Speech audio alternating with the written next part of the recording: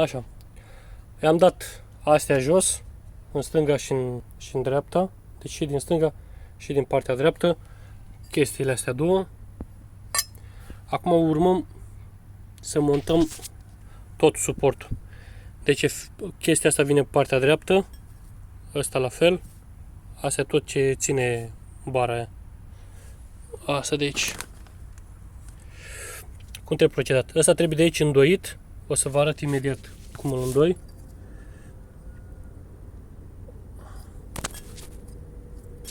Uitați. Așa se îndoaie. Trebuie să-l băgăm pe aici, pe deasupra, într-o parte, așa. Întoarcem și acum îl punem deasupra la țeava asta, vezi? Dacă ne uităm pe dedesubt, trebuie să ne ajungă la găuri. Perfect. Vezi găura asta și asta. Acum următorul. Ăsta, partea cu șurubul, piulița asta, așa o să vină.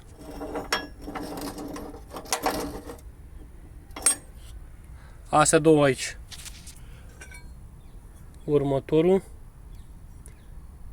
Ăsta o să vină așa. Deci vedeți, ăsta vine aici, o să vină pe dedesubt prins în ăsta și după aia suportul ăsta o să vină prins în el. Să vă arăt imediat.